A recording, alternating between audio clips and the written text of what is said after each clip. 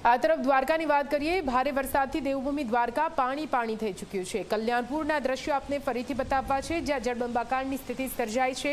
કલ્યાણપુરના ગામોમાં ચારે તરફ જ્યાં જુઓ ત્યાં માત્ર ને માત્ર પાણી જ દેખાઈ રહ્યું છે। કલ્યાણપુરના ખેતરો બેટમાં ફેરવાઈ ચૂક્યા છે। ખેતરોમાં ચારે તરફ પાણી જ પાણી। કલ્યાણપુર અને જામરાવલ વચ્ચેના ગામનો સંપર્ક તૂટ્યો હોવાની પણ વિગતો છે। તો આપ જુઓ, કલ્યાણપુરના ગામોમાં ચારે તરફ કેવી રીતે પાણી જ પાણી ભરાયેલા છે। ખેતરો બેટમાં ફેરવાઈ ચૂક્યા છે। નદી નાળા છલકાતા કઈ રીતે પાણી હાલ તો શહેરી તેમજ ગ્રામીણ વિસ્તારમાં ઘૂસી ચૂક્યા છે, તેના દ્રશ્યો આપ જોઈ રહ્યા છો।